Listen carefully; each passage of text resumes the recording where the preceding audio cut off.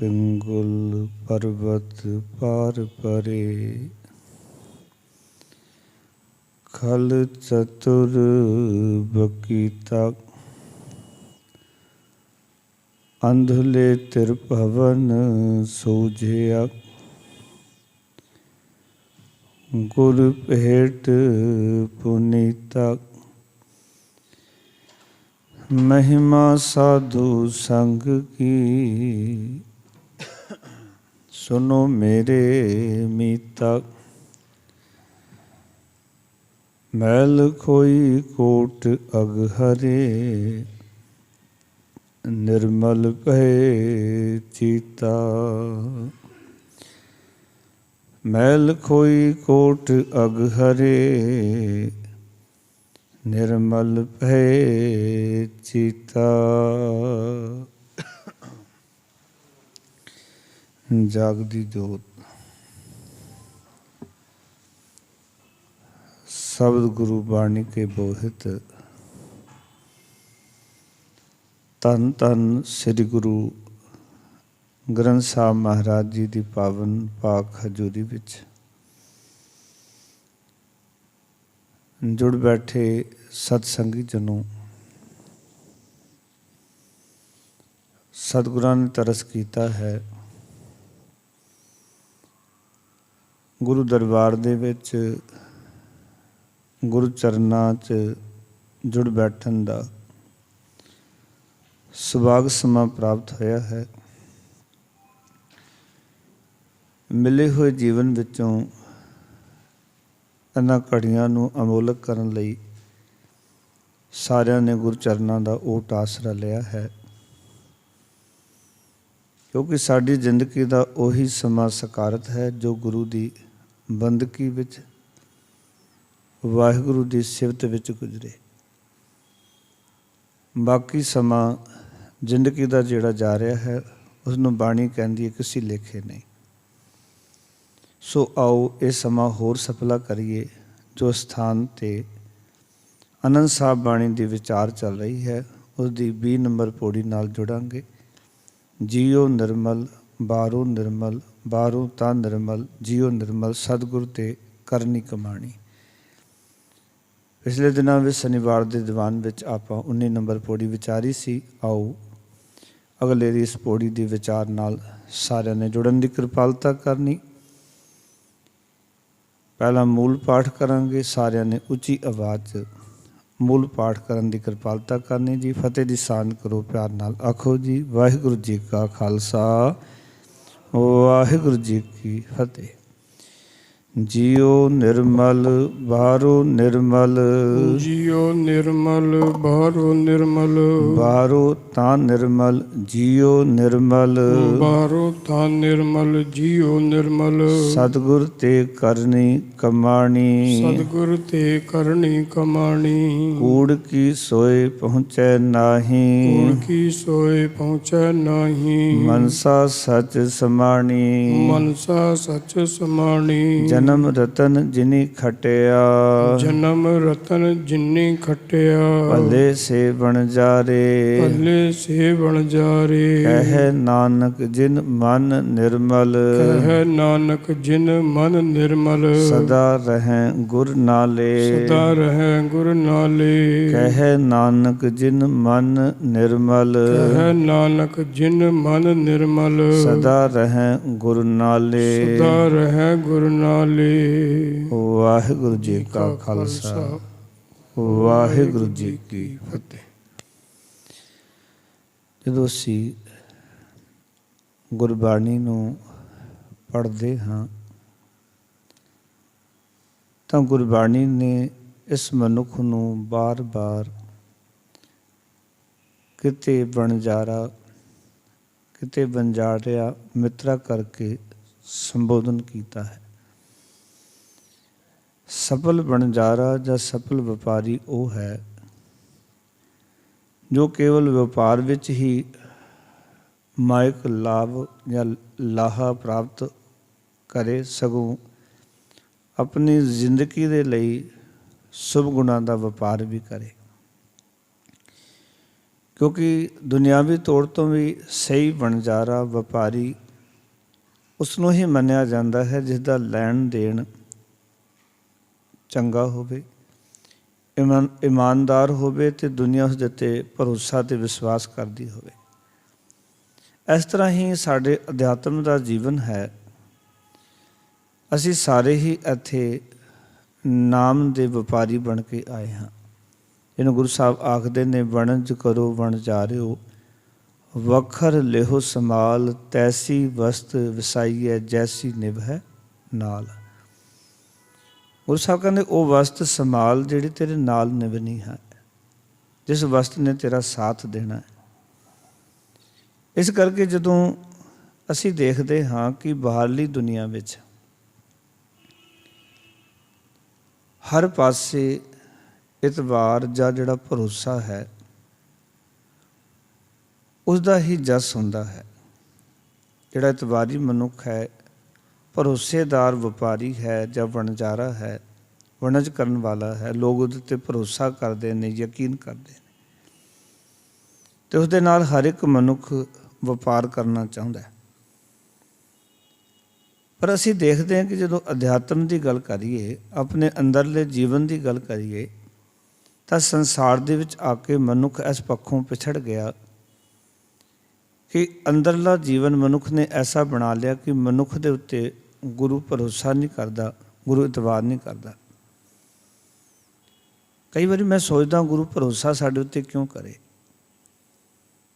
ਕਿਉਂਕਿ ਸਾਡੀ ਕਰਨੀ ਹੀ ਕੁਛ ਐਸੀ ਹੈ, ਤੁਮ ਕਰੋ ਭਲਾ ਹਮ ਭਲੋ ਨਾ ਜਾਣੈ, ਤੁਮ ਸਦਾ ਸਦਾ ਦਿਆਲਾ।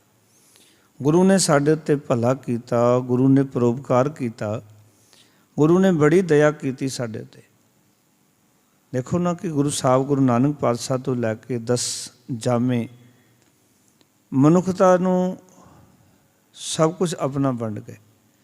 ਆਪਣੇ ਜੀਵਨ ਦਾ ਇੱਕ ਇੱਕ ਸਵਾਸ, ਆਪਣੀ ਜ਼ਿੰਦਗੀਆਂ ਮਨੁੱਖਤਾ ਦੇ ਲੇਖੇ ਲਾ ਗਏ। ਜਿੱਥੇ ਲੋੜ ਪਈ ਤੱਤੀ ਤਵੀ 'ਤੇ ਬੈਠੇ, ਦੇਗਾਂ 'ਚ ਉਬਾਲੇ ਖਾਧੇ, ਲੋੜ ਪਈ ਚਾਂਦਨੀ ਚੌਕ ਵਿੱਚ ਆਪਣੇ ਆਪ ਨੂੰ ਕੁਰਬਾਨ ਕੀਤਾ, ਲੋੜ ਪਈ ਆਪਣੇ 4 ਸਾਹਿਬਜ਼ਾਦੇ ਕੁਰਬਾਨ ਕਰ ਦਿੱਤੇ, ਲੋੜ ਪਈ ਆਪਣੀ ਮਾਤਾ ਨੂੰ ਕੁਰਬਾਨ ਕਰ ਦਿੱਤਾ, ਲੋੜ ਪਈ ਆਪਣੇ ਆਪ ਨੂੰ ਵੀ ਸਾਡੇ ਉੱਤੇ ਕੁਰਬਾਨ ਕਰ ਦਿੱਤਾ। ਗੁਰੂ ਨਾਨਕ ਪਾਤਸ਼ਾਹ ਦੀ ਜੋਤ 10 ਜਾਮਿਆਂ 'ਤੇ ਵਿਚਰੀ ਔਰ ਸਭ ਕੁਛ ਸਾਡੇ ਉੱਤੇ ਕੁਰਬਾਨ ਕਰ ਦਿੱਤਾ। ਕਿਸ ਲਈ? ਸਾਡਾ ਭਲਾ ਕੀਤਾ। ਪਰ ਅਸੀਂ ਕੀ ਹਾਂ?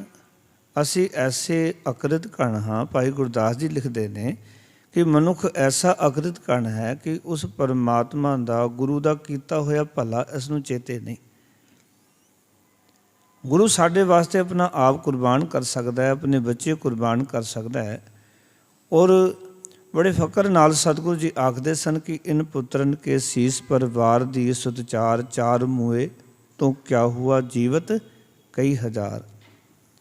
ਪਰ ਜਦੋਂ ਅੱਜ ਅਸੀਂ ਆਪਣੇ ਆਪ ਨੂੰ ਉਸ ਕੈਟਾਗਰੀ ਵਿੱਚ ਰੱਖ ਕੇ ਦੇਖਦੇ ਹਾਂ,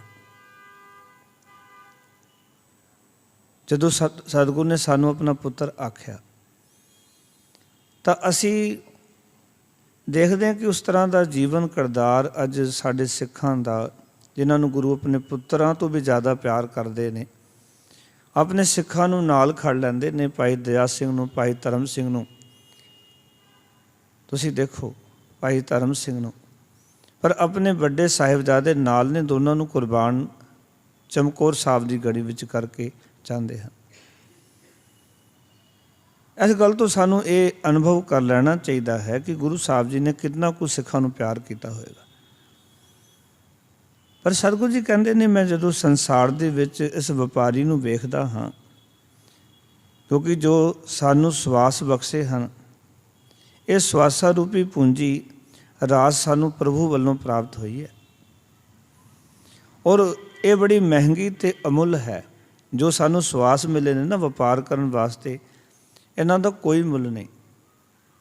ਕੋਈ ਬੰਦਾ ਸਾਰਾ ਧਨ ਦੇ ਕੇ ਵੀ ਕਹੇ ਨਾ ਮੈਨੂੰ ਇੱਕ ਸਵਾਸ ਚਾਹੀਦਾ ਹੈ,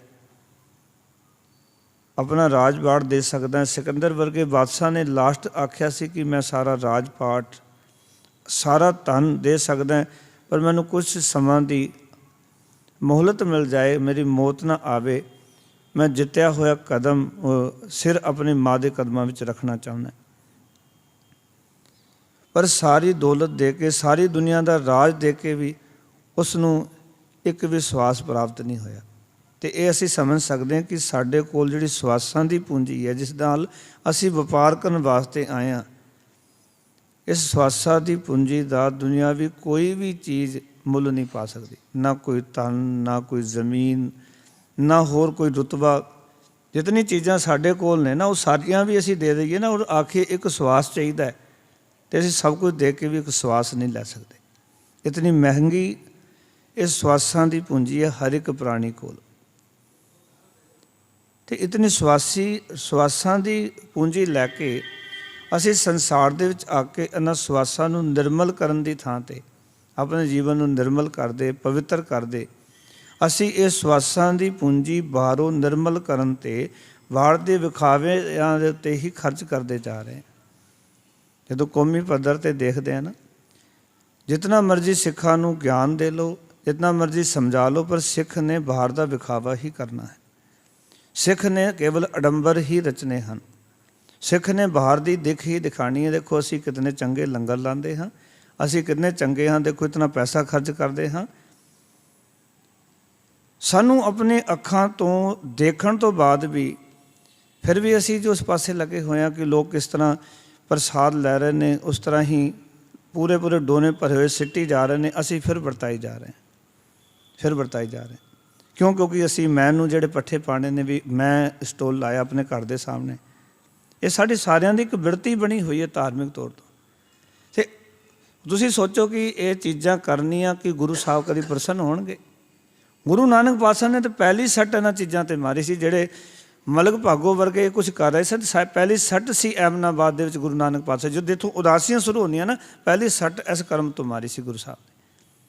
जिहड़ी पहली सट सी ना, गुरमत दा जिहड़ा पहला सिद्धांत सी, बेसिक सिद्धांत जे समझना होवे ना, जे गुरु नानक नूं समझना है तो सानू फिर एमनाबाद की धरती ते पहुँचना पेगा। सानू सुरत उत्थे लै जानी पेगी जिस धरती ते मलक भागो भी है, जिहड़ा कि बहुत बड़ा ब्रह्म भोज कर रहा है, लोगों नूं प्रसादा छका रहा है। दूजे पासे उसी नगर के अंदर भाई लालो जी भी रहिंदे हैं। लालो का घर चुनिया जाता है, लालो के गरीब के घर का प्रसादा चुनिया जाता है। मलक भागो दियाँ उन्हां जिहड़े कुछ वो अडंबर रच रहा सी, उन्होंने महाराज दरकिनार कर देंदे। तो सानू सिखां नूं पता नहीं क्यों नहीं ये गल समझ आ रही भी वही गल गुरु साहब ने समझाई सी, तो उस गल तो असी कभी भी अपने आप नूं गुरु नानक की नज़रां विच बेगुनाह साबित नहीं कर सकते। असी गुनाहगार हाँ गुरु नानक दे, क्योंकि जे सिख मत्था गुरु नानक नूं टेकदा होवे ते गुरु नानक नहीं दा मनदा होवे, तो उस पिता नूं कितना बुरा लगता होवेगा जिस पिता नूं हर पुत्र मत्था टेकदा है तो वह पुत्र आग्या ना मनदा होवे। तुसीं मत्था बेशक ना टेको अपने माता पिता नूं, पर उन्हां दी आग्या नूं उन्हां नूं बड़ी खुशी हुंदी है। तुसीं पैरी हत्थ ना लाओ, माँ प्यो नूं कोई परेशानी नहीं, पर तुहाडा कहा होया जे मन लैंदे बच्चे तुहानूं बड़ी खुशी हुंदी है। पर तुहाडे पैरी हत्थ भी लाण, तुहानूं मत्था भी टेकन, पर तुहाडा आख्या ना मनन, तुहानूं बड़ी तकलीफ हुंदी है। तो गुरु नानक नूं तकलीफ नहीं हुंदी होएगी, गुरु नानक पातशाह नूं भी तो तकलीफ हुंदी होएगी भी ये आख्या तो नहीं मनते। मत्था जरूर टेकते हैं, वस्तुआं भी भेटा करते हैं। तुसीं माता पिता नूं आखो भी तुहानूं खीर पूरी देवांगे, प्रसादा सोहना छकावांगे, पर तुहाडा आख्या नहीं मनना, तुहाडी गल नहीं सुने, तुहाडे कोल बैठना नहीं। ऐसा ही हाल अजोके सिख दा बनिया होया कि गुरु कोल बैठण वास्ते तैयार नहीं है, गुरु का आख्या मनन वास्ते तैयार नहीं है, गुरु की गल सुन के अपने जीवन च वसाण वास्ते तैयार नहीं। तो याद रखना ये जीवन जिहड़ा साडा जे सवास मिले ने परमात्मा के नाम का वपार करने वास्ते, तो उस वपार नूं करके असी सुरखरू ना होए, मालक प्रभु की चरणों में इतवारी ना बन सके, भरोसेमंद ना बन सके। देखो ना गुरु साडे उत्ते भरोसा करे, गुरु अपने आप तो भी वध यकीन कदी सिखां ते करदा सी भी मेरा सिख ये अपना आप कुर्बान कर देगा। चांदनी चौक विच ये कुछ होया जदों सिखां ने गुरु तो पहला भी अपना आप कुर्बान किया। महाराज पहला असी कुर्बान होवांगे, असी साधता देवांगे, ਇਸ ਕਰਕੇ ਗੁਰੂ ਅਮਰਦਾਸ ਮਹਾਰਾਜ ਅੱਜ ਸਾਨੂੰ ਇੱਕ ਗੱਲ ਸਮਝਾਉਣਾ ਚਾਹੁੰਦੇ ਨੇ ਕਿ ਸਾਨੂੰ ਆਪਣੇ ਜੀਵਨ ਦੇ ਅੰਦਰ ਇਹ ਚੀਜ਼ਾਂ ਸਮਝਣੀਆਂ ਬੜੀ ਜ਼ਰੂਰੀਆਂ ਨੇ। ਗੁਰੂ ਨਾਨਕ ਪਾਤਸ਼ਾਹ ਨੇ ਵੀ ਵਪਾਰ ਕੀਤਾ, ਔਰ ਗੁਰੂ ਨਾਨਕ ਪਾਤਸ਼ਾਹ ਨੇ ਦੋ ਵਪਾਰ ਕੀਤੇ। ਇੱਕ ਵਪਾਰ ਦੁਨੀਆਦਾਰਾਂ ਵਾਲਾ, ਇੱਕ ਵਪਾਰ ਅਧਿਆਤਮ ਵਾਲਾ। ਗੁਰੂ ਨਾਨਕ ਪਾਤਸ਼ਾਹ ਨੇ ਕੋਈ ਐਸੀ ਕਿਰਤ ਨਹੀਂ ਜੋ ਬਾਪੂ ਨਾਨਕ ਨੇ ਨਹੀਂ ਕੀਤੀ। ਗਊਆਂ ਮੱਝਾਂ ਗੁਰੂ ਨਾਨਕ ਪਾਤਸ਼ਾਹ ਨੇ ਚਾਰੀਆਂ। ਆਪਾਂ ਸੱਚਾ ਸੌਦੇ ਦਾ ਇਤਿਹਾਸ ਪੜ੍ਹਦੇ ਹਾਂ, ਗੁਰੂ ਸਾਹਿਬ ਨੇ ਵਪਾਰ ਕੀਤਾ। ਇਹ ਸਭ ਸਾਡੇ ਇਤਿਹਾਸ ਦੇ ਵਿੱਚ ਔਰ ਸਭ ਸਾਡੇ ਸਾਹਮਣੇ ਆਲੇ ਦੁਆਲੇ ਸਾਡੇ ਸੋਚਣੀ ਵਿੱਚ ਵਿਚਰਨੀ ਚਾਹੀਦੀਆਂ ਚੀਜ਼ਾਂ ਹਰ ਵੇਲੇ ਸਾਡੇ ਅੰਦਰ ਚੱਲਣੀਆਂ ਚਾਹੀਦੀਆਂ। ਗੁਰੂ ਨਾਨਕ ਪਾਤਸ਼ਾਹ ਸਾਰੇ ਕੰਮ ਕਰ ਰਹੇ ਨੇ। ਹੱਟੀ 'ਤੇ ਗੁਰੂ ਨਾਨਕ ਪਾਤਸ਼ਾਹ ਬਹਿੰਦੇ ਨੇ ਜਦੋਂ ਮੋਦੀ ਖਾਨਾ ਚਲਾ ਰਹੇ ਨੇ। ਲਾਸਟ ਲਗਾਤਾਰ ਗੁਰੂ ਨਾਨਕ ਪਾਤਸ਼ਾਹ ਜੋ ਲਾਸਟ ਦਾ ਸਮਾਂ ਦੇਖਦੇ ਹਾਂ ਨਾ, ਲਗਭਗ 18 ਕੁ ਸਾਲ ਬਣਦੇ ਨੇ ਜਦੋਂ ਗੁਰੂ ਨਾਨਕ ਪਾਤਸ਼ਾਹ ਨੇ ਖੇਤੀਬਾੜੀ ਕੀਤੀ ਹੈ। ਹੁਣ ਕੰਮ ਤਾਂ ਗੁਰੂ ਨਾਨਕ ਪਾਤਸ਼ਾਹ ਨੇ ਸਾਰੇ ਕੀਤੇ ਨੇ। ਹੱਟੀ ਗੁਰੂ ਨਾਨਕ ਪਾਤਸ਼ਾਹ ਨੇ, ਦੁਕਾਨਦਾਰੀ ਗੁਰੂ ਨਾਨਕ ਪਾਤਸ਼ਾਹ ਨੇ, ਵਪਾਰ ਵਣਜ ਵਪਾਰ ਗੁਰੂ ਨਾਨਕ ਪਾਤਸ਼ਾਹ ਨੇ, ਚਾਕਰੀ ਨੌਕਰੀ ਗੁਰੂ ਨਾਨਕ ਪਾਤਸ਼ਾਹ ਨੇ, ਸਾਰੇ ਕੰਮ ਕੀਤੇ। ਨਾਲ ਸਾਨੂੰ ਸਿੱਖਿਆ ਦਿੱਤੀ ਕਿ ਵਪਾਰੀ ਜਿਵੇਂ ਬਣਨਾ ਇਸ ਤਰ੍ਹਾਂ ਅਧਿਆਤਮ ਦਾ ਵਪਾਰੀ ਕਿਵੇਂ ਹੋਵੇ। ਇੱਕ ਸ਼ਬਦ ਇਸ ਪ੍ਰਥਾਏ ਗੁਰੂ ਨਾਨਕ ਪਾਤਸ਼ਾਹ ਨੇ ਉਚਾਰਨ ਵੀ ਕੀਤਾ, ਮਨ ਹਾਲੀ ਕਿਰਸਾਨੀ ਕਰਨੀ ਸਰਮ ਪਾਣੀ ਤਨ ਖੇਤ ਨਾਮ ਬੀਜ ਸੰਤੋਖ ਸੁਹਾਗਾ ਰਖ ਗਰੀਬੀ ਵੇਸ ਭਾਉ ਕਰਮ ਕਰ ਜਮਸੀ ਸੇ ਕਰ ਪਾਗੜ ਦੇਖ ਬਾਬਾ ਮਾਇਆ ਸਾਥ ਨਾ ਹੋਏ ਇਨ ਮਾਇਆ ਜਗ ਮੋਇਆ ਬਿਰਲਾ ਬੁਝੈ ਕੋਏ। ਹੁਣ ਗੁਰੂ ਸਾਹਿਬ ਜੀ ਨੇ ਸ਼ਬਦ ਵਿੱਚ ਸਾਰੀ ਕਿਰਤਾਂ ਦਾ ਜ਼ਿਕਰ ਕੀਤਾ ਹੈ। ਸੁਣ ਸਾਸਤ ਸੌਦਾ ਕਰੀ ਸਤ ਘੋੜੇ ਲੈ ਚੱਲ ਖਰਚ ਬਨ ਚੰਗਿਆਈਆਂ ਮਤ ਮਨ ਜਾਣੇ ਕਲ ਨਿਰੰਕਾਰ ਕੇ ਦੇਸ਼ ਜਾਏ ਤਾਂ ਸੁਖ ਲਹਿ ਮਹਿਲ।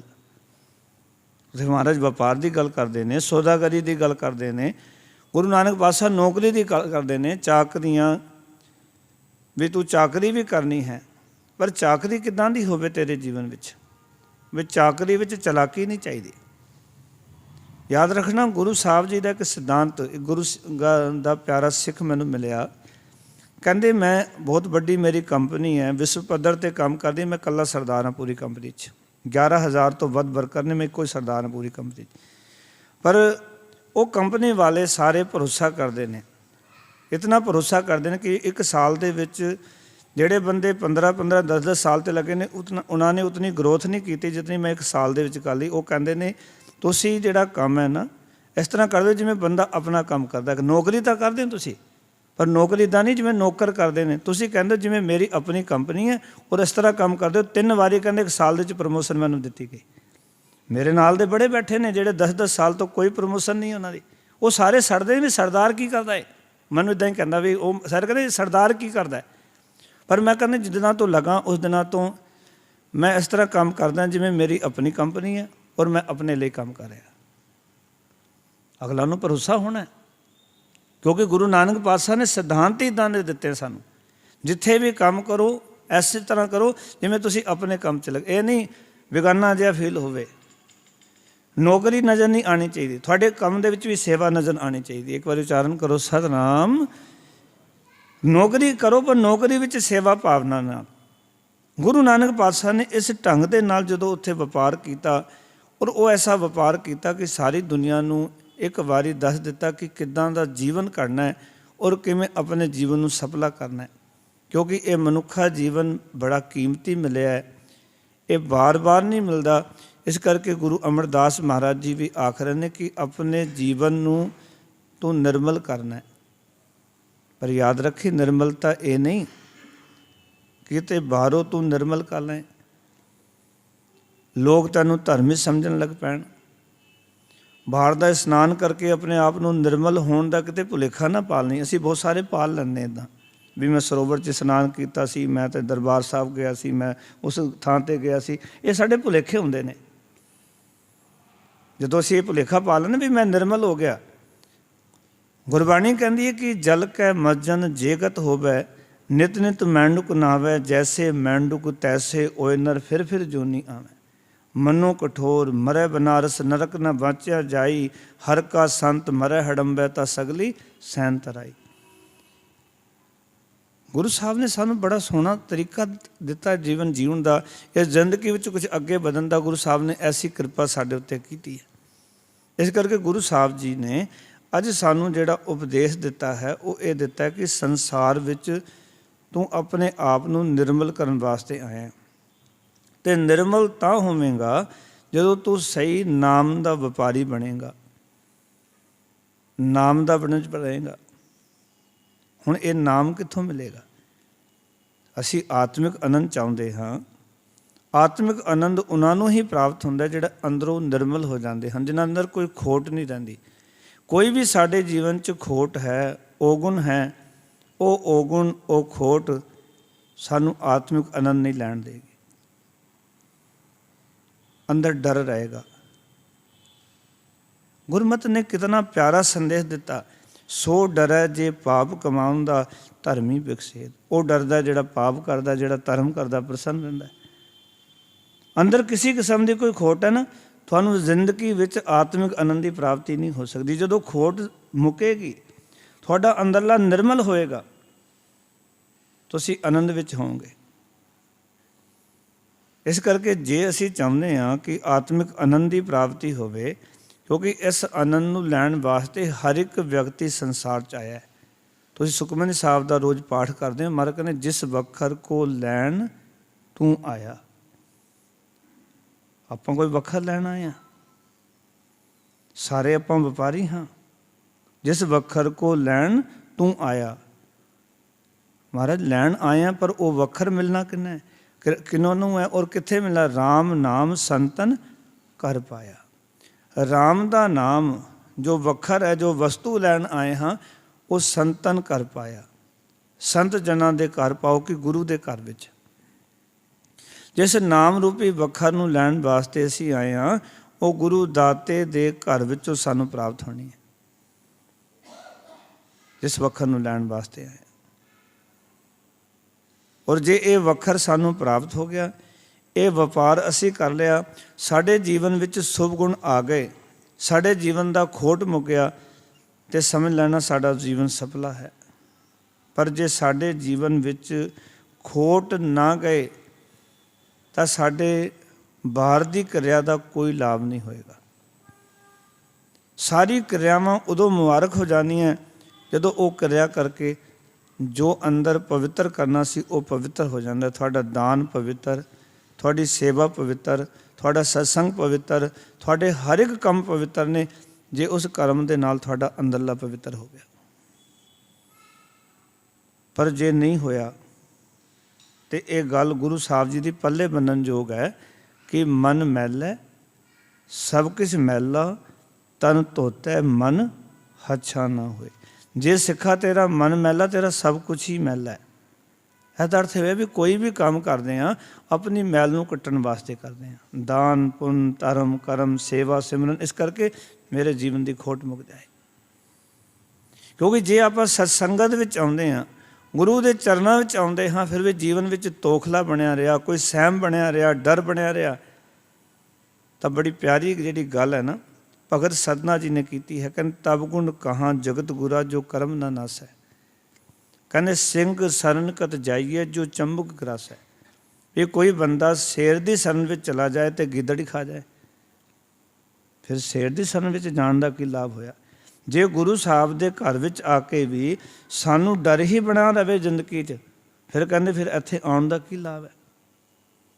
ਤਬ ਗੁਣ ਕਹਾਂ ਜਗਤ ਗੁਰਾ ਜੋ ਕਰਮ ਨਾ ਨਾਸ। ਜਿਹੜੇ ਕੀਤੇ ਕਰਮ ਨੇ, ਜੇ ਇਹਨਾਂ ਦਾ ਨਾਸ ਹੀ ਨਹੀਂ ਹੋਣਾ, ਫਿਰ ਸਤਸੰਗਤ ਕਰਨ ਦਾ ਕੀ ਲਾਭ ਹੈ? ਇਹਦਾ ਅਰਥ ਹੈ ਵੀ ਸਤਸੰਗਤ ਕਰਨ ਦੇ ਨਾਲ ਸਾਡੇ ਕੀਤੇ ਹੋਏ ਪੁਰਾਣੇ ਕਰਮ ਉਹ ਨਾਸ ਹੋ ਜਾਂਦੇ ਹਨ। ਸਤਸੰਗਤ ਇਸ ਕਰਕੇ ਹੀ ਕਰਨੀ ਹੈ ਕਿ ਜੋ ਸਾਡੇ ਕਰਮ ਹਨ ਉਹ ਨਾਸ ਹੋ ਜਾਣ, ਜਿਹੜੇ ਕਰਮਾਂ ਕਰਕੇ ਅਸੀਂ ਦੁਖੀ ਹੋ ਰਹੇ ਹਾਂ। ਮੈਂ ਇੱਕ ਵਾਰ-ਵਾਰ ਬੇਨਤੀ ਕਰਦਾ, ਸੰਸਾਰ ਵਿੱਚ ਕੋਈ ਕਿਸੇ ਨੂੰ ਦੁਖੀ ਨਹੀਂ ਕਰ ਰਿਹਾ। ਸਾਡੇ ਬਣਾਏ ਹੋਏ ਵਿਧੀ ਵਿਧਾਨ, ਸਾਡੇ ਆਪਣੇ ਕੀਤੇ ਹੋਏ ਕਰਮ ਸਾਨੂੰ ਹਰ ਵੇਲੇ ਦੁਖੀ ਕਰਦੇ ਹਨ। ਯਾਦ ਰੱਖਣਾ, ਕੁਝ ਕਰਮ ਜਾਣੇ ਅਣਜਾਣੇ ਬੰਦੇ ਕੋਲੋਂ ਐਸੇ ਹੋ ਜਾਂਦੇ ਨੇ ਜਿਹੜੇ ਕਰਮ ਸਾਨੂੰ ਹਰ ਰੋਜ਼ ਦੁਖੀ ਕਰਦੇ ਹਨ। ਹਰ ਰੋਜ਼ ਇਹ ਗੱਲ ਵੱਖਰੀ, ਕਈ ਵਾਰੀ ਕਰਮ ਕਰਕੇ ਅਸੀਂ ਭੁੱਲ ਜਾਂਦੇ ਹਾਂ, ਸਾਨੂੰ ਇਹ ਵੀ ਨਹੀਂ ਪਤਾ ਵੀ ਇਹ ਦੁੱਖ ਮਿਲ ਕਿਉਂ ਰਿਹਾ, ਉਸਦਾ ਪਿਛੋਕੜ ਕੀ ਹੈ। ਪਰ ਹਰ ਇੱਕ ਦੁੱਖ ਦਾ ਕਾਰਨ ਸਾਡਾ ਕੋਈ ਕਰਮ ਰਿਹਾ ਹੋਏਗਾ, ਹਰ ਇੱਕ ਦੁੱਖ ਦਾ। ਜੇ ਅਸੀਂ ਕੋਈ ਮਾੜਾ ਕਰਮ ਨਹੀਂ ਕੀਤਾ ਤਾਂ ਸਾਨੂੰ ਦੁੱਖ ਦੀ ਪ੍ਰਾਪਤੀ ਨਹੀਂ ਹੋਣੀ, ਪਰ ਜੇ ਮਾੜੇ ਕਰਮ ਕੀਤੇ ਨੇ ਤੇ ਸਾਡੇ ਦੁੱਖਾਂ ਨੂੰ ਕੋਈ ਮਿਟਾ ਨਹੀਂ ਸਕਦਾ।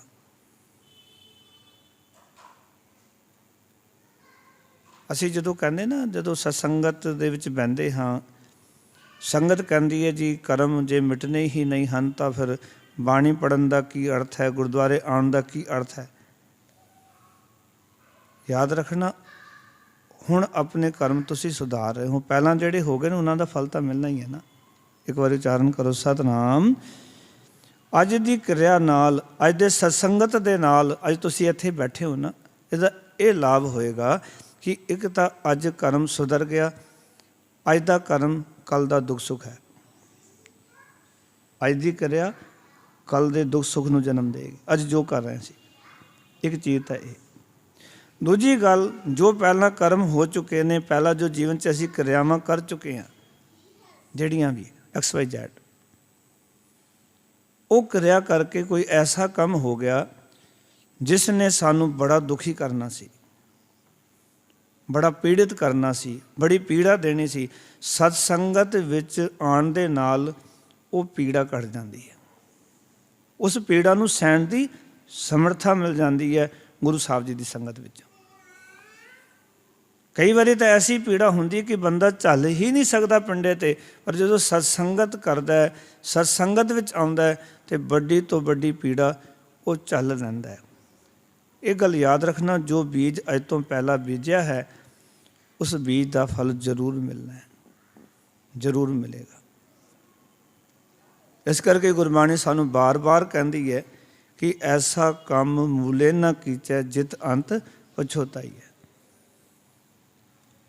ਉਹ ਕੰਮ ਭੁੱਲ ਕੇ ਨਾ ਕਰੀ, ਜਿਹਨੂੰ ਕਰਕੇ ਕੱਲ ਪਛਤਾਵਾ ਹੋਵੇ ਤੈਨੂੰ। ਕੰਮ ਅੱਜ ਕਰਨਾ, ਰਿਜ਼ਲਟ ਕੱਲ ਹੈ।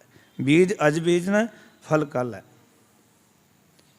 ਇਸ ਕਰਕੇ ਮਹਾਰਾਜ ਕਹਿੰਦੇ ਮੰਦਾ ਮੂਲ ਨਾ ਕੀਚੇ ਦੇ ਲੰਮੀ ਨਦਰ ਨਿਹਾਲੀ ਹੈ। ਜੋ ਕੋਈ ਮੰਦਾ ਕੰਮ ਕਰਨ ਲੱਗੇ ਨਾ, ਉਸ ਵਿਚਾਰ ਲਈ ਕਿ ਕੱਲ ਨੂੰ ਇਸ ਦਾ ਫਲ ਕੀ ਮਿਲੇਗਾ। ਕਿਤੇ ਸ਼ਰਮਿੰਦਗੀ ਤਾਂ ਨਹੀਂ ਉਠਾਣੀ ਪਏਗੀ। ਅੱਜ ਮੰਦਾ ਕੰਮ ਕਰ ਰਹੇ ਹਾਂ, ਕੋਈ ਮਾੜਾ ਕੰਮ ਕਰ ਰਹੇ ਹਾਂ, ਕੱਲ ਕੀ ਮਿਲੇਗਾ। ਜਦੋਂ ਆਪਾਂ ਉਸ ਕਰਮ ਨੂੰ ਕਰਨ ਤੋਂ ਪਹਿਲਾਂ ਇਹ ਵਿਚਾਰ ਲੈਂਦੇ ਹਾਂ ਵੀ ਕੱਲ ਇਸ ਦਾ ਰਿਜ਼ਲਟ ਕੀ ਹੋਏਗਾ, ਯਾਦ ਰੱਖਣਾ, ਫਿਰ ਉਹ ਕਰਮ ਨੂੰ ਅਸੀਂ ਡਿਲੇ ਕਰ ਦਿੰਦੇ ਹਾਂ। ਇਸ ਕਰਕੇ ਗੁਰੂ ਸਾਹਿਬ ਨੇ ਆਖਿਆ ਨਹਿ ਵਿਲੰਬ ਧਰਮੰ, ਮਰ ਕਰਨੇ ਵਿਲੰਬ ਪਾਪੰ। ਧਰਮ ਕਰਨਾ ਕੋਈ ਦੇਰੀ ਨਹੀਂ, ਕੋਈ ਸਮੇਂ ਨਾਲ ਕੰਪਰੋਮਾਈਜ਼ ਨਹੀਂ ਕਰਨਾ ਵੀ ਕੱਲ ਕਰ ਲਾਂਗੇ, ਪਰਸੋਂ ਕਰ ਲਾਂਗੇ, ਫਿਰ ਦੇਖ ਲਾਂਗੇ। ਹਾਂ, ਕੋਈ ਮਾੜਾ ਕੰਮ ਕਰਨ ਨੂੰ ਚਿੱਤ ਕਰ ਰਿਹਾ ਤੇ ਡਿਲੇ ਕਰ ਨਹੀਂ, ਕਈ ਕੱਲ ਨੂੰ ਕਰ ਲਾਂਗੇ। ਹੋ ਸਕਦਾ ਕੱਲ ਤੇਰਾ ਸੁਭਾਅ ਚੇਂਜ ਹੋ ਜਾਏ, ਕੋਈ ਐਸਾ ਸਤਸੰਗੀ ਟਕਰ ਜਾਏ ਜਿਸ ਕਰਕੇ ਕੱਲ ਉਹ ਕਰਮ ਕਰਨ ਵਾਸਤੇ ਤੇਰਾ ਮਨ ਹੀ ਨਾ ਕਰੇ। ਜਿਹੜਾ ਵੀ ਕੰਮ ਅਸੀਂ ਕਰ ਰਹੇ ਨਾ ਪਿਆਰਿਓ, ਗੁਰਬਾਣੀ ਕਹਿੰਦੀ ਸੋਚ ਸਮਝ ਕੇ ਕਰਮ ਕਰ। ਇਸ ਕਰਕੇ ਗੁਰੂ ਸਾਹਿਬ ਜੀ ਸਾਨੂੰ ਉਪਦੇਸ਼ ਦੇ ਰਹੇ ਨੇ ਕਿ ਆਪਣੇ ਜੀਵਨ ਨੂੰ ਪਹਿਲਾਂ ਅੰਦਰੋਂ ਪਵਿੱਤਰ ਕਰ। ਫਿਰ ਕੀ ਹੋਏਗਾ, ਜੇ ਤੂੰ ਅੰਦਰੋਂ ਪਵਿੱਤਰ ਹੋ ਗਿਆ ਨਾ ਤਾਂ ਤੂੰ ਬਾਹਰੋਂ ਵੀ ਨਿਰਮਲ ਹੈ। ਇੱਕ ਗੱਲ ਯਾਦ ਰੱਖਣਾ, ਕਿਸੇ ਨੇ ਆਪਣੇ ਅੰਦਰ ਨੂੰ ਪਵਿੱਤਰ ਕਰ ਲਿਆ, ਆਪਣੇ ਆਪ ਨੂੰ ਨਿਰਮਲ ਕਰ ਲਿਆ, ਅੰਦਰ ਕੋਈ ਵੀ ਵਿਕਾਰਾਂ ਦੀ ਮੈਲ ਨਹੀਂ ਰਹੀ। ਬਾਹਰ ਦਾ ਲਿਬਾਸ ਜੇ ਪਾਟਾ ਹੋਇਆ ਵੀ ਹੋਏਗਾ, ਗੰਦਾ ਵੀ ਹੋਏਗਾ। ਮੈਂ ਜ਼ਿੰਦਗੀ ਦੇਖਿਆ ਕਿ ਉਹਨਾਂ ਲੋਕਾਂ ਨੂੰ ਵੀ ਮੱਥੇ ਟੇਕਦੇ ਨੇ ਜਿਨ੍ਹਾਂ ਦੇ ਸਰੀਰ ਕਰਕੇ ਲਿਬਾਸ ਬਹੁਤ ਸੋਹਣੇ ਨਹੀਂ, ਪਰ ਅੰਦਰਲਾ ਬੜਾ ਸੋਹਣਾ ਹੈ। ਉਹਨਾਂ ਨੂੰ ਵੀ ਲੋਕ ਸਿਜਦੇ ਕਰਦੇ ਨੇ, ਕਿਉਂਕਿ ਸਿਜਦਾ ਗੁਣਾਂ ਨੂੰ ਹੁੰਦਾ ਹੈ, ਲਿਬਾਸਾਂ ਨੂੰ ਨਹੀਂ ਹੁੰਦਾ। ਇੱਕ ਵਾਰੀ ਉਚਾਰਨ ਕਰੋ ਸਤਿਨਾਮ। ਲਿਬਾਸ ਤਾਂ ਤੁਸੀਂ ਵੇਖੋ ਮੋਲ ਦੇ ਵਿੱਚ ਜਿਤਨੇ ਪੁਤਲੇ ਲੱਗੇ ਸਭ ਨੇ ਪਾਏ ਹੁੰਦੇ ਨੇ, ਪਰ ਕੋਈ ਜਾ ਕੇ ਉਹਨਾਂ ਨੂੰ ਨਮਸਕਾਰ ਕਰਦਾ? ਕੋਈ ਵੀ ਨਹੀਂ ਕਰਦਾ। ਕੋਈ ਸਿਜਦਾ ਕਰਦਾ ਉਹਨਾਂ ਨੂੰ ਜਾ ਕੇ? ਕੋਈ ਵੀ ਨਹੀਂ ਕਰਦਾ। ਪਰ ਜਦੋਂ ਤੁਹਾਡੇ ਜੀਵਨ 'ਚ ਰੱਬੀ ਗੁਣ, ਸ਼ੁਭ ਗੁਣ ਆ ਜਾਂਦੇ ਨੇ, ਲੋਕ ਤੁਹਾਨੂੰ ਨਮਸਕਾਰਾਂ ਕਰਦੇ ਨੇ। ਇਸ ਕਰਕੇ ਗੁਰਦੇਵ ਪਿਤਾ ਸਾਨੂੰ ਸਮਝਾਉਣ, ਜੀਓ ਨਿਰਮਲ ਬਾਹਰੋਂ ਨਿਰਮਲ। ਜਿਹੜੇ ਲੋਕ ਅੰਦਰੋਂ ਨਿਰਮਲ ਹਨ,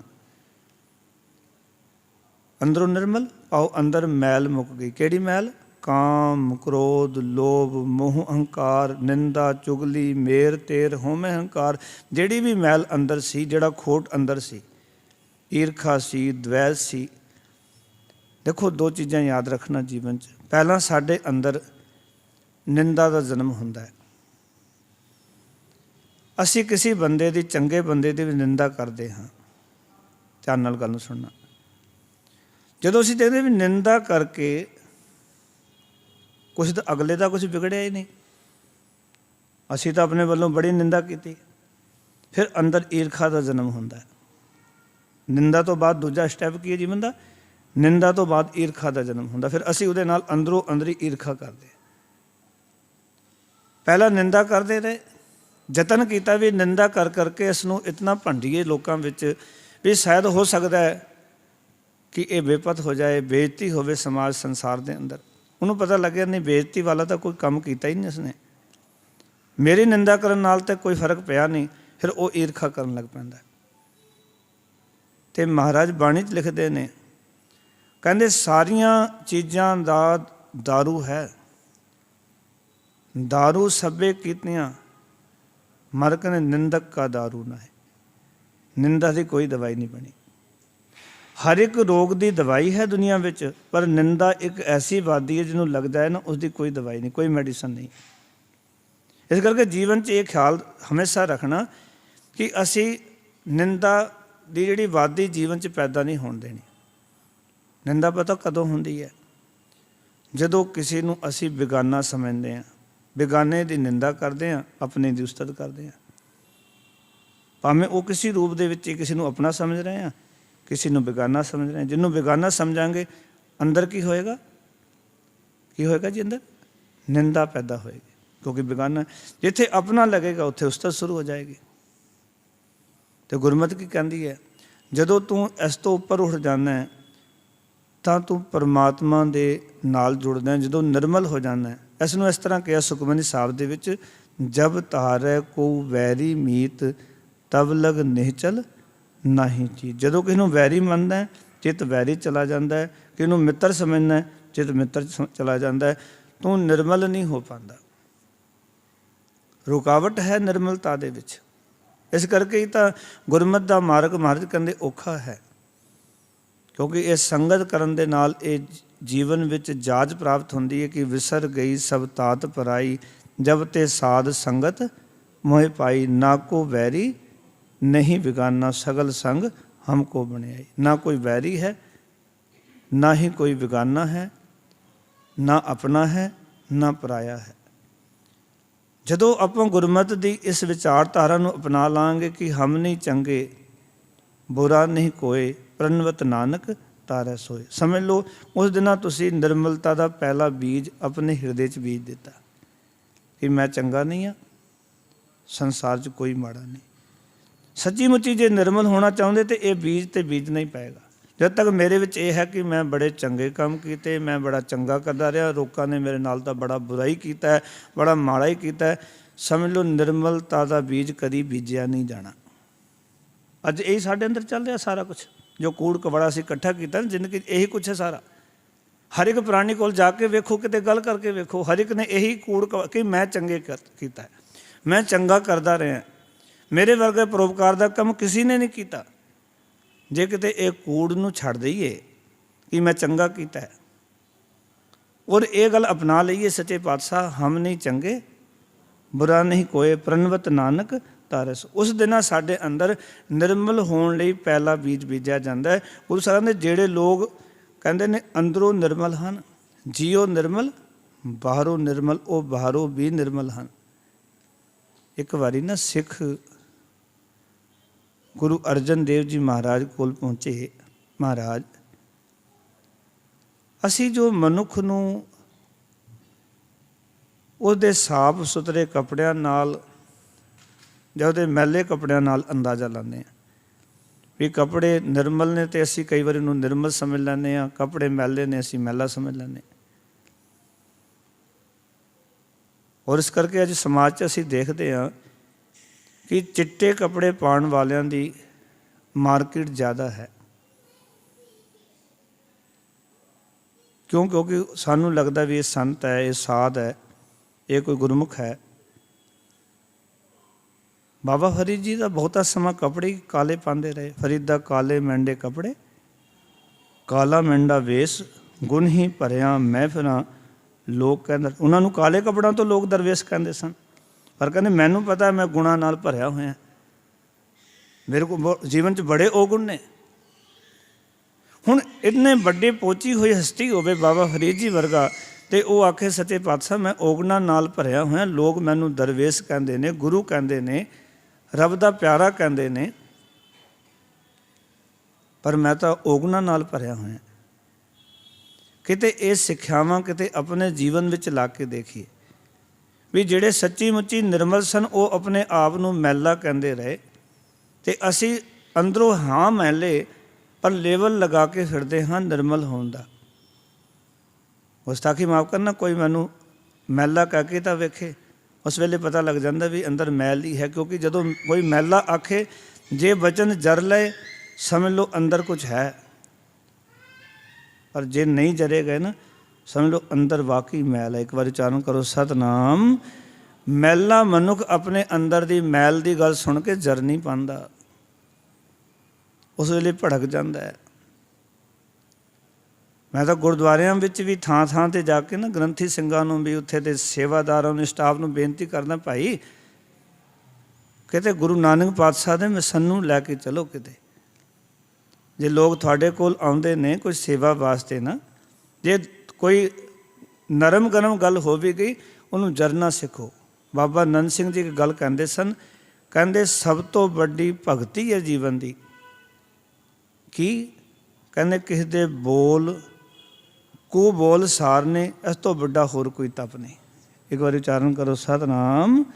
किसी दे बोल को बोल सारने इस तो बड़ा कोई तप नहीं। तो इस को बोल सुनते सारा कलप जाने, क्योंकि अंदर कुछ है नहीं ना। जे बंदगी होएगी, जे भगती होएगी तो दूजां दे को बोल भी सार लवांगे, वो भी सानू चंगे लगणगे। क्योंकि सानू तो गुरमत ने सिखाया ही ये है कि अब हम चली ठाकुर पे हार, जब हम शरण प्रभु की आई राख प्रभु भावें मार, लोकन की चतराई उपमा ते वैसंतर जार, कोई भला कहो भावें बुरा कहो हम तन दियो है टार। भला कवे सानू बड़ा चंगा लगता है, पर सानू कोई बुरा कवे, बुरे हाँ बुरा कवे तो चंगा क्यों नहीं लगता। मन लेना चाहिए भी मैं बुरा हाँ, अज मेरे अंदर खोट है, हाँ बाहरों मैं जरूर निर्मल नजर। गुरु अर्जन देव जी महाराज ने सिखा ने जाके पूछा, महाराज जी गल दसो भी असी बंदे नूं बाहर दे लिबास तो अंदाज़ा लाते हैं, पर किसी बंदे का लिबास सोना ना होवे, पर वह बंदगी करता होवे, थोड़ी नज़रां विच की है। गुरुदेव ने बड़े सोहने बचन किए, आखन लगे वस्ता टूटी झुंपड़ी चीर सब छिन्ना। तुसीं कहंदे हो कि अंदरों रंगिया होवे, हिरदा प्रभु प्रेम च रंगिया होवे, पर वह रहिंदा होवे टुटे घर विच, सोना घर ना होवे। चीर सब, चीर दा अर्थ हुंदा वस्त्र सारे पाटे होण, वस्ता टुटी झुंपड़ी चीर सब छिन्ना, जात ना पतना आदरो उद्यान भरमना। कोई उच्ची जात ना होवे, उच्ची कुल ना होवे, उद्यान भरमना पाओ कि खुले च विचरदा होवे। ते अगले वचन कीते मारने, इठ ना मित धन रूपहीन की साक ना सिन्ना। ना कोई मित्र होवे, ना प्यारा संबंधी होवे, ना सोहना रूप होवे, किसी साक ना सिन्ना, कोई साक संबंधी ना होवे। महाराज कहते थोड़ी नज़र विच, सिख पुछन लगे महाराज थोड़ी नज़र विच ऐसा जिहड़ा सिख है या ऐसा जिहड़ा रब्बी प्यारा है जिहड़ा अंदरों निर्मल हो गया है, साड़ी नज़र विच ते निर्मल नहीं है, पर तुसी ऐसे रब दे प्यारे बारे की कहोगे। महाराज कहते जे किसी ने अंदरला निर्मल कर लिया, बाहरों भावें ਉਹਦੇ ਕੋਲ संसार की तरह विखावा नहीं आया, जिवें संसार दीयां चीज़ां ने ना, क्योंकि संसार जिहड़ा चलदा ना, क्योंकि जग की भेडा चाल चलते के पीछे चली। संसार केवल बाहर की साफ सफाई नूं धर्मी समझदा है, जिस बाहर के हार श्रृंगार नूं कई बारी बंदा धर्मी समझदा है, ਗੁਰਮਤਿ ਅੰਦਰ ਦੇ ਜੀਵਨ ਨੂੰ ਪਵਿੱਤਰ ਮੰਨਦੀ ਹੈ। ਜਿਹੜਾ ਅੰਦਰ ਪਵਿੱਤਰ ਉਹਦਾ ਬਾਹਰ ਵੀ ਪਵਿੱਤਰ ਹੈ। ਮਹਾਰਾਜ ਕਹਿੰਦੇ ਮੇਰੀ ਨਜ਼ਰ ਵਿੱਚ ਜੇ ਤੁਸੀਂ ਆਖੋ ਵੀ ਐਸਾ ਬੰਦਾ ਹੋਵੇ, ਬੜਾ ਗਰੀਬੜਾ ਜਿਹਾ ਹੋਵੇ, ਕੁਛ ਨਾ ਹੋਵੇ, ਮਹਾਰਾਜ ਕਹਿੰਦੇ ਰਾਜਾ ਸਗਲੀ ਸ੍ਰਿਸ਼ਟ ਕਾ ਹਰ ਨਾਮ ਮਨ ਭਿੰਨਾ, ਉਹ ਮੇਰੇ ਵਾਸਤੇ ਤਾਂ ਸਾਰੀ ਸ੍ਰਿਸ਼ਟੀ ਦਾ ਰਾਜ ਹੈ, ਕਿਉਂਕਿ ਉਸਦਾ ਰਾਜ ਸਾਰੀ ਸ੍ਰਿਸ਼ਟੀ 'ਤੇ ਹੈ। ਇਸ ਦਾ ਅਰਥ ਹੈ ਕਿ ਜਦੋਂ ਸਾਡਾ ਮਨ ਨਿਰਮਲ ਹੋ ਜਾਂਦਾ ਹੈ, ਅਸੀਂ ਘਰ ਦੇ ਰਾਜੇ ਨਹੀਂ ਰਹਿੰਦੇ, ਸਾਰੀ ਸ੍ਰਿਸ਼ਟੀ ਦੇ ਰਾਜੇ ਬਣ ਜਾਂਦੇ। ਇੱਕ ਵਾਰ ਉਚਾਰਨ ਕਰੋ ਸਤਿਨਾਮ। ਪਰ ਸਾਡਾ ਮਨ ਨਿਰਮਲ ਹੋਣਾ ਚਾਹੀਦਾ। ਗੁਰੂ ਸਾਹਿਬ ਕਹਿੰਦੇ ਜਾਕੋ ਹਰ ਰੰਗ ਲਾਗੋ ਇਸ ਯੁਗ ਮੈਂ, ਸੋ ਕਹੀਅਤ ਹੈ ਸੂਰਾ ਆਤਮ ਜਿਣੇ ਸਗਲ ਵਸਤਾ ਕੇ ਜਾਕਾ ਸਤਿਗੁਰ ਪੂਰਾ। ਪਰ ਰੰਗ ਲੱਗੇ ਕਿਵੇਂ? ਅੰਦਰ ਤਾਂ ਖੋਟ ਭਰਿਆ ਪਿਆ, ਅੰਦਰ ਤਾਂ ਨਿਰਮਲ ਨਹੀਂ।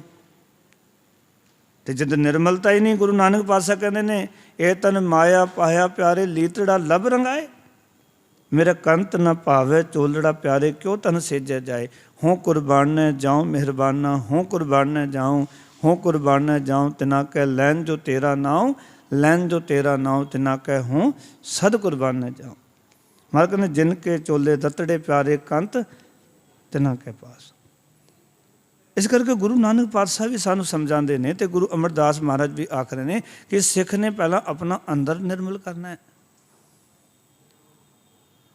ਸ੍ਰਿਸ਼ਟੀ ਦਾ ਰਾਜ ਲੈ ਕੇ ਵੀ ਕੀ ਕਰੋਗੇ ਜੇ ਅੰਦਰੋਂ ਤੁਸੀਂ ਕੰਗਾਲ ਹੀ ਹੋਏ, ਅੰਦਰ ਸੰਤੋਖ ਹੀ ਨਹੀਂ ਹੈ, ਜੀਵਨ 'ਚ ਸਬਰ ਵੀ ਨਹੀਂ ਹੈ, ਸਾਰੀ ਦੁਨੀਆ ਦਾ ਵੀ ਰਾਜ ਤੁਹਾਨੂੰ ਦੇ ਦਈਏ ਤੇ ਸਤਿਗੁਰ ਕਹਿੰਦੇ ਉਹ ਰਾਜ ਵੀ ਰਾਜ ਨਹੀਂ ਹੋਏਗਾ। ਫਿਰ ਤਾਂ ਦੁਖੀ ਹੋਵੋਗੇ। ਤੇ ਜਿਹੜਾ ਮੰਗ ਰਿਹਾ ਬਾਰ-ਬਾਰ, ਹੋਰ ਦੀ ਮੰਗ ਕਰ ਰਿਹਾ, ਉਹ ਰਾਜਾ ਹੋ ਵੀ ਨਹੀਂ ਸਕਦਾ, ਕਿਉਂਕਿ ਬਿਨਾਂ ਸੰਤੋਖ ਨਹੀਂ ਕੋ ਰਾਜੈ, ਸੁਪਨ ਮਨੋਰਥ ਬਿਰਥੇ ਸਭ ਕਾਜ। ਜਿਹੜਾ ਰਜਿਆ ਨਹੀਂ ਉਹ ਰਾਜਾ ਨਹੀਂ ਹੋ ਸਕਦਾ, ਕਿਉਂਕਿ ਅੰਦਰੋਂ ਤਾਂ ਕੰਗਾਲ ਹੈ। ਰਾਜਾ ਕੌਣ ਹੈ? ਜਿਹੜਾ ਅੰਦਰੋਂ ਰੱਜ ਗਿਆ, ਜਿਹਦੀ ਭੁੱਖ ਮਿਟ ਗਈ, ਅੰਦਰ ਜਿਹਦੀ ਤ੍ਰਿਸ਼ਨਾ ਮਿਟ ਗਈ, ਜੋ ਹੈ ਉਸਦੇ ਵਿੱਚ ਹੀ ਖੁਸ਼ ਹੈ, ਉਹਦੇ ਵਿੱਚ ਹੀ ਆਨੰਦਿਤ ਹੈ। ਪਰ ਅੰਦਰ ਸਭ ਕੁਝ ਹੋਣ ਤੋਂ ਬਾਅਦ ਹਰ ਇੱਕ ਚੀਜ਼ ਨਾਲ ਭਰਿਆ ਪਿਆ, ਪਰ ਅੰਦਰ ਯਾਦ ਰੱਖਣਾ ਜੀਵਨ ਦੇ ਅੰਦਰ ਭੁੱਖ ਹੈ ਤ੍ਰਿਸ਼ਨਾ ਦੀ, ਹੋਰ ਹੋਰ ਹੋਰ। ਮਹਾਰਾਜ ਕਹਿੰਦੇ ਐਸਾ ਬੰਦਾ ਸदैव ਕੰਗਾਲ ਹੈ, ਉਹ ਰਾਜਾ ਹੋ ਕੇ ਵੀ ਕੰਗਾਲ ਹੈ। ਤੇ ਇੱਕ ਬੰਦਾ ਗਰੀਬ ਹੋ ਕੇ ਵੀ ਰਾਜਾ ਹੈ, ਜਿਸਦਾ ਜੀਵਨ ਪਰਮਾਤਮਾ ਦੇ ਨਾਮ ਨਾਲ ਰੰਗਿਆ ਹੋਇਆ। ਇਸ ਕਰਕੇ ਮਹਾਰਾਜ ਕਹਿੰਦੇ ਪਹਿਲਾਂ ਆਪਣਾ ਆਪ ਅੰਦਰਲਾ ਨਿਰਮਲ ਕਰੋ, ਜੀਓ ਨਿਰਮਲ ਬਾਹਰੋਂ ਨਿਰਮਲ। ਜੇ ਤੁਹਾਡਾ ਅੰਦਰ ਨਿਰਮਲ ਹੈ, ਤੁਹਾਡਾ ਬਾਹਰ ਵੀ ਨਿਰਮਲ ਹੈ।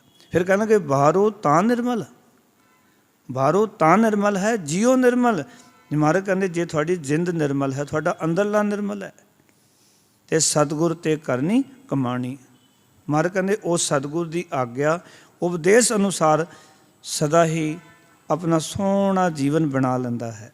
ਸਤਿਗੁਰ ਤੇ ਕਰਨੀ ਕਮਾਣੀ ਦਾ ਅਰਥ ਹੈ ਕਰਨ ਜੋ ਕੰਮ, ਉਹ ਕਰਨੀ ਜਿਹੜੀ ਸਾਨੂੰ ਕਮਾਣੀ ਚਾਹੀਦੀ ਹੈ, ਜੋ ਕੰਮ ਸਾਨੂੰ ਕਰਨੇ ਚਾਹੀਦੇ। ਸਾਨੂੰ ਸਾਰਿਆਂ ਨੂੰ ਪਤਾ ਕਿਹੜੇ ਕੰਮ ਕਰਨੇ ਚਾਹੀਦੇ, ਕਿਹੜੇ ਨਹੀਂ ਕਰਨੇ ਚਾਹੀਦੇ, ਕਹਿਣ ਦੀ ਲੋੜ ਨਹੀਂ। ਕਿਸੇ ਬੰਦੇ ਨੂੰ ਨਹੀਂ ਪਤਾ ਵੀ ਕਿਹੜਾ ਕੰਮ ਕਰਨਾ ਚਾਹੀਦਾ, ਕਿਹੜਾ ਨਹੀਂ ਕਰਨਾ ਚਾਹੀਦਾ। ਹਰ ਇੱਕ ਪ੍ਰਾਣੀ ਨੂੰ ਪਤਾ ਹੁੰਦਾ।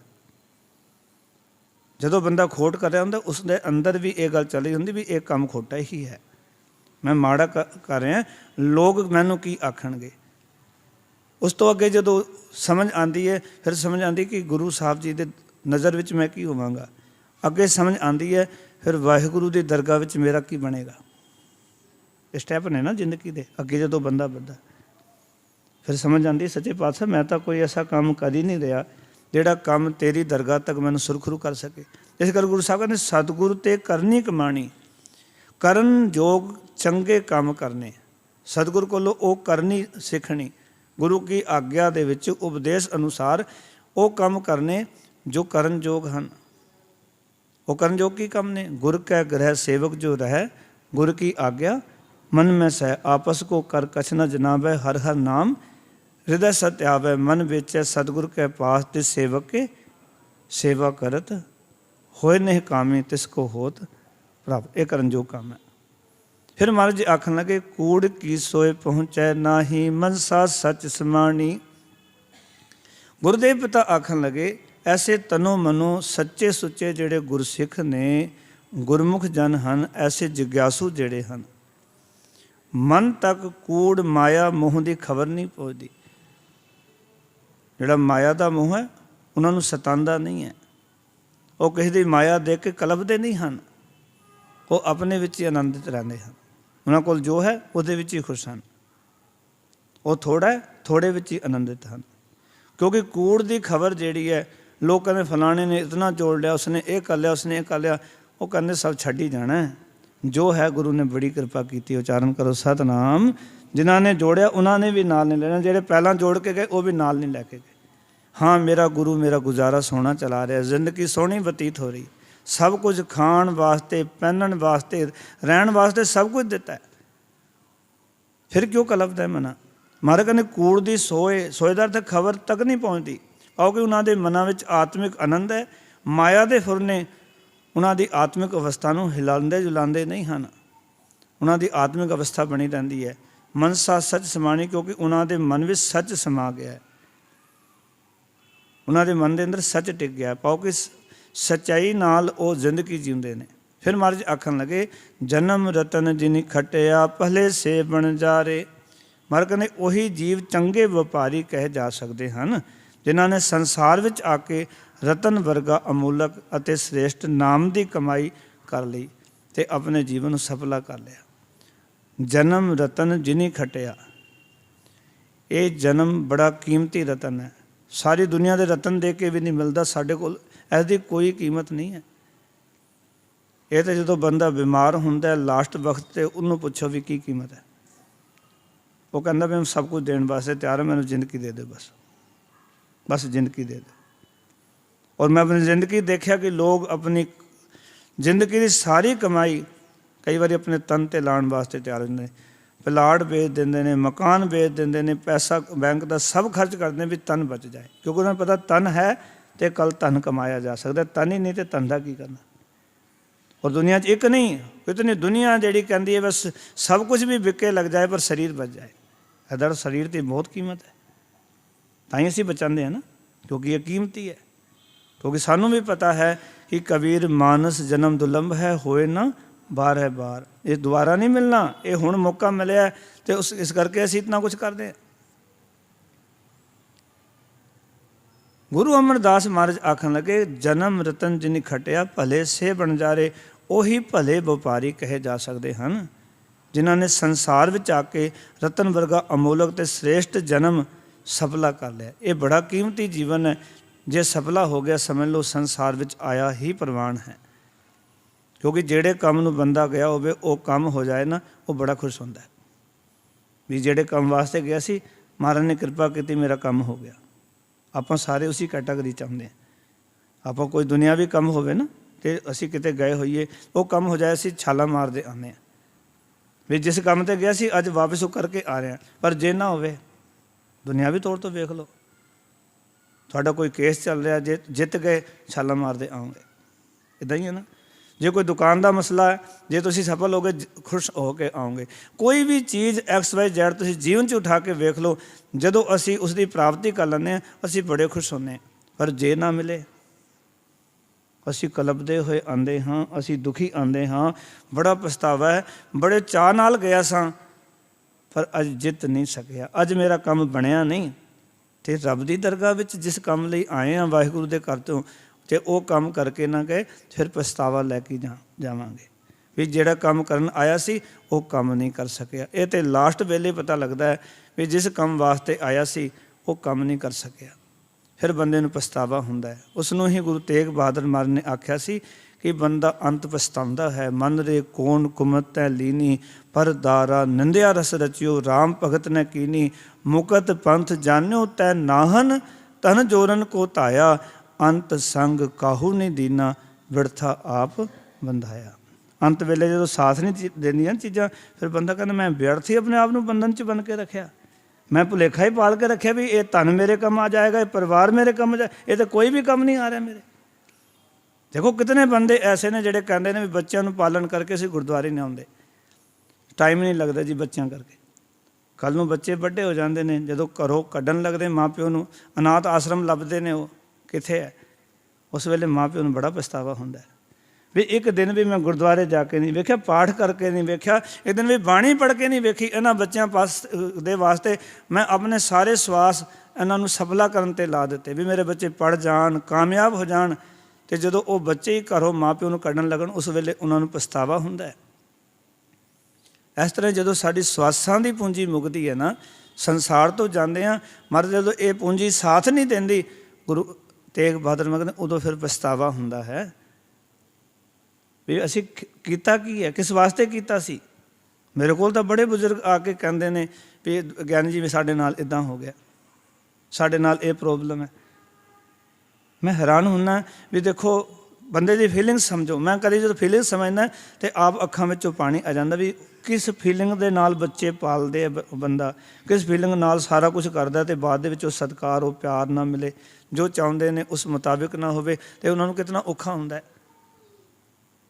ਇਹ ਮਨੁੱਖਾ ਜੀਵਨ ਵੀ ਜੇ ਅਸੀਂ ਨਾਮ ਨਾ ਕਮਾਇਆ ਨਾ, ਜਾਣ ਵੇਲੇ ਜ਼ਰੂਰ ਪਛਤਾਵਾ ਹੋਏਗਾ ਕਿ ਜੀਵਨ ਤਾਂ ਰੱਬ ਨੇ ਦਿੱਤਾ ਸੀ, ਧਨ ਤਾਂ ਬੜਾ ਖੱਟਿਆ ਪਰ ਇਹ ਨਾਲ ਨਹੀਂ ਜਾ ਰਿਹਾ, ਧਰਮ ਖੱਟਿਆ ਕੋਈ ਨਹੀਂ, ਪਛਤਾਉਂਦੇ ਹੋਏ ਜਾਂਦਾ ਬੰਦਾ। ਇਸ ਕਰਕੇ ਆਪਣੇ ਜੀਵਨ ਵਿੱਚੋਂ ਧਰਮ ਖੱਟ ਲਓ, ਜਨਮ ਸਫਲਾ ਕਰ ਲਓ। ਮਹਾਰਾਜ ਜੀ ਕਹਿੰਦੇ ਨੇ, ਫਿਰ ਕਹਿੰਦੇ ਕਹਿ ਨਾਨਕ ਜਿਨ ਮਨ ਨਿਰਮਲ ਸਦਾ ਰਹਿ ਗੁਰੂ ਨਾਲੇ।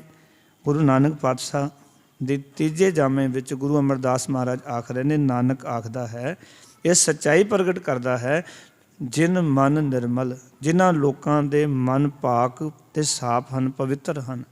ਇੱਥੇ ਪਾਠ ਕਰਾਂਗੇ ਮਨ ਟਿਪੀ ਲਾ ਕੇ, ਕਹਿੰਦੇ ਨੇ ਸਦਾ ਰਹਿ ਗੁਰੂ ਨਾਲੇ। ਉਹ ਹਮੇਸ਼ਾ ਅੰਤਰ ਆਤਮੇ ਸਤਿਗੁਰ ਦੀ ਸ਼ਰਨ ਵਿੱਚ ਰਹਿੰਦੇ ਹਨ। ਸਤਿਗੁਰ ਦੇ ਨਾਲ ਰਹਿਣ ਦਾ ਅਰਥ ਹੈ ਸਤਿਗੁਰ ਦੀ ਆਗਿਆ ਵਿੱਚ, ਸਤਿਗੁਰ ਦੇ ਹੁਕਮ ਵਿੱਚ ਰਹਿਣਾ। ਉਹ ਅੰਤਰ ਆਤਮੇ ਹਮੇਸ਼ਾ ਗੁਰੂ ਸਾਹਿਬ ਦੀ ਆਗਿਆ ਵਿੱਚ ਰਹਿੰਦੇ ਨੇ। ਉਹਨਾਂ ਦੇ ਅੰਦਰ ਇੱਕੋ ਹੀ ਵਿਚਾਰ ਚੱਲਦੀ ਹੈ, ਜੇ ਸੁਖ ਦੇਹ ਤਾਂ ਤੁਝੇ ਅਰਾਧੀ, ਦੁੱਖ ਵੀ ਤੁਝੇ ਧਿਆਈ, ਜੇ ਭੁੱਖ ਦੇਹ ਤਾਂ ਇਤ ਹੀ ਰਾਜਾ, ਦੁੱਖ ਵਿੱਚ ਸੁਖ ਮਨਾਈ। ਗੁਰੂ ਕਿਰਪਾ ਕਰੇ ਇਹ ਉਪਦੇਸ਼ ਕਿਤੇ ਸਾਡੇ ਜੀਵਨ ਦਾ ਆਧਾਰ ਬਣ ਜਾਏ। ਅਸੀਂ ਆਪਣੇ ਜੀਵਨ ਦੇ ਫਰਜ਼ਾਂ ਨੂੰ ਹੁਣ ਤੋਂ ਹੀ, ਜੇ ਅੱਜ ਸਾਨੂੰ ਸਮਝ ਆਈ ਹੈ ਤਾਂ ਅੱਜ ਤੋਂ ਹੀ ਜਿਹੜਾ ਕੰਮ ਕਰਨ ਵਾਲਾ ਉਹ ਜ਼ਰੂਰ ਕਰੀਏ। ਜਿਤਨੇ ਵੀ ਤੁਸੀਂ ਬੈਠੇ ਹੋ, ਕੁਝ ਸਮਾਂ 5 ਮਿੰਟ 2 ਮਿੰਟ ਪਰਿਵਾਰ ਨੂੰ ਦਿੰਦੇ ਹੋ, ਪੂਰਾ ਦਿਨ ਆਪਣੇ ਕੰਮਾਂ ਨੂੰ ਪੂਰਾ ਦਿਨ ਦਿੰਦੇ ਹੋ, ਆਪਣੇ ਆਪ ਦੀ ਆਤਮਾ ਨੂੰ ਵੀ 2 ਮਿੰਟ 5 ਮਿੰਟ ਦੇ ਕੇ ਉਹਨੂੰ ਯਾਦ ਜ਼ਰੂਰ ਕਰਿਆ ਕਰੋ। ਸਵੇਰੇ ਸਿਮਰਨ ਕਰ ਲਓ, ਸੌਣ ਵੇਲੇ ਕਰ ਲਓ, ਜਦੋਂ ਸਮਾਂ ਮਿਲੇ ਉਹਨੂੰ ਜ਼ਰੂਰ ਯਾਦ ਕਰੋ, ਉਹਦਾ ਧੰਨਵਾਦੀ ਹੋਇਆ ਕਰੋ ਸੱਚੇ ਪਾਤਸ਼ਾਹ। ਜਦੋਂ ਦਿਨ ਚੜ੍ਹੇ ਨਾ, ਸਵੇਰੇ ਉੱਠ ਕੇ ਇੱਕ ਵਾਰੀ ਜ਼ਰੂਰ ਕਿਹਾ ਕਰੋ ਵੀ ਮਹਾਰਾਜ ਇੱਕ ਦਿਨ ਤੂੰ ਮੈਨੂੰ ਹੋਰ ਦੇ ਦਿੱਤਾ, ਤੇਰਾ ਸ਼ੁਕਰਾਨਾ ਹੈ। ਪਤਾ ਹੈ ਹਰ ਰੋਜ਼ ਜਦੋਂ ਦਿਨ ਚੜ੍ਹਦਾ ਹੈ, ਪਿੱਛੇ ਮੈਂ ਪੜ੍ਹ ਰਿਹਾ ਸੀ, ਲਗਭਗ 50 ਲੱਖ ਬੰਦੇ ਪੂਰੀ ਦੁਨੀਆ ਵਿੱਚ ਡਿਸਟਰਬ ਹੁੰਦੇ ਨੇ, ਕਿਉਂਕਿ 50 ਲੱਖ ਬੰਦਿਆਂ ਦਾ ਕੋਈ ਨਾ ਕੋਈ ਸਾਗ ਸੰਬੰਧੀ ਗਿਆ ਹੁੰਦਾ। 3 ਲੱਖ ਬੰਦੇ ਤੋਂ ਵੱਧ ਹਰ ਰੋਜ਼ ਪੂਰੀ ਦੁਨੀਆ ਦੇ ਵਿੱਚੋਂ ਰੁਖਸਤ ਹੁੰਦੇ ਨੇ, ਅਤੇ ਉਹਨਾਂ ਦੇ ਨਾਲ 50 ਲੱਖ ਬੰਦਾ ਜਿਹੜਾ ਉਹ ਸਵੇਰੇ ਸਦਮੇ ਵਿੱਚ ਹੁੰਦਾ, ਦੁੱਖ ਵਿੱਚ ਹੁੰਦਾ। ਅਤੇ ਜੇ ਮਹਾਰਾਜ ਨੇ ਦਿਨ ਕੱਢਿਆ, ਦਿਨ ਚੜ੍ਹਿਆ, ਅਤੇ ਸ਼ੁਕਰਾਨਾ ਮਹਾਰਾਜ ਇੱਕ ਦਿਨ ਹੋਰ ਦਿੱਤਾ, ਤੇਰਾ ਧੰਨਵਾਦ ਹੈ। ਗਰੀਬ ਨਿਵਾਜੀ ਕੀਤੀ ਹੈ ਕਿ ਇੱਕ ਹੋਰ ਦਿਨ ਆਪਣੀ ਖੂਬਸੂਰਤ ਦੁਨੀਆ ਨੂੰ ਦੇਖਣ ਵਾਸਤੇ, ਇਸ ਵਿੱਚ ਰਹਿ ਕੇ ਨਾਮ ਜਪਣ ਵਾਸਤੇ, ਪਰਉਪਕਾਰ ਕਰਨ ਵਾਸਤੇ ਦਿੱਤਾ ਹੈ। ਦਾਤਾ ਤੇਰਾ ਕੋਟ ਕੋਟ ਧੰਨਵਾਦ, ਇੱਕ ਦਿਨ ਹੋਰ ਪਰਉਪਕਾਰ ਕਰ ਲਈਏ। ਹਰ ਰੋਜ਼ ਇਹ ਸੋਚਿਆ ਕਰੋ, ਉੱਠਦੇ ਹੀ ਸਾਰ, ਸੌਣ ਵੇਲੇ ਸ਼ੁਕਰਾਨਾ ਕਰਿਆ ਕਰੋ, ਮਹਾਰਾਜ ਜੋ ਮੰਦੇ ਕੰਮ ਹੋਏ ਨੇ ਉਹਨਾਂ ਦੀ ਮਾਫੀ, ਕੋਈ ਚੰਗਾ ਕੰਮ ਹੋਇਆ ਤੇ ਤੇਰੀ ਕਿਰਪਾ ਨਾਲ ਕੀਤਾ। ਇਤਨਾ ਤਾਂ ਕਹਿ ਸਕਦੇ ਹੋ ਨਾ, ਜ਼ਿਆਦਾ ਵੀ ਟਾਈਮ ਨਹੀਂ ਕੱਢ ਸਕਦੇ, 2 ਗੱਲਾਂ ਤਾਂ ਕਹਿ ਸਕਦੇ ਹੋ ਨਾ ਵਾਹਿਗੁਰੂ ਜੀ ਨੂੰ। ਇਹ ਜਿਹੜਾ ਵੀ ਜਿਹਨੂੰ ਮੰਨਦਾ XYZ, ਪਰ ਜ਼ਰੂਰ ਕਰਿਆ ਕਰੋ। ਆਓ ਪਿਆਰ ਨਾਲ ਇਹ ਪੌੜੀ ਦਾ ਪਾਠ ਕਰਕੇ ਗੁਰੂ ਸਾਹਿਬ ਦੀ ਅਸੀਸ ਪ੍ਰਾਪਤ ਕਰੀਏ। ਮਹਾਰਾਜ ਸਾਰਿਆਂ 'ਤੇ ਕਿਰਪਾ ਕਰਨ, ਚੜ੍ਹਦੀਆਂ ਕਲਾ ਬਖਸ਼ਿਸ਼ ਕਰਨ, ਸਾਰਿਆਂ ਨੇ ਉੱਚੀ ਆਵਾਜ਼ ਪਾਠ ਕਰਨ ਦੀ ਕਿਰਪਾਲਤਾ ਕਰਨੀ ਜੀ। ਜੀਓ ਨਿਰਮਲ ਬਾਹਰੋਂ ਨਿਰਮਲ, ਬਾਹਰੋਂ ਤਾਂ ਨਿਰਮਲ, ਜੀਓ ਨਿਰਮਲ,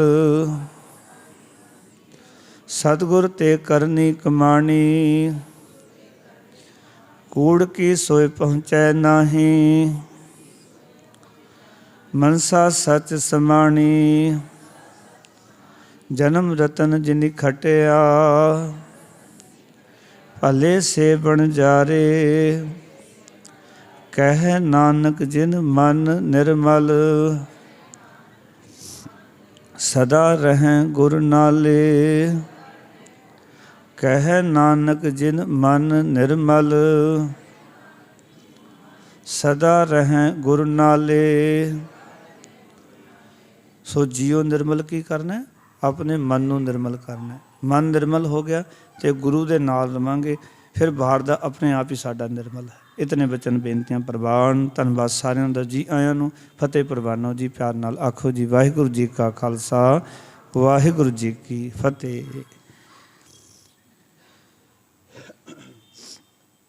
ਰਾਮ ਕਲੀ ਮਹਿਲਾ ਤੀਜਾ। ਆਨੰਦ ਕੋ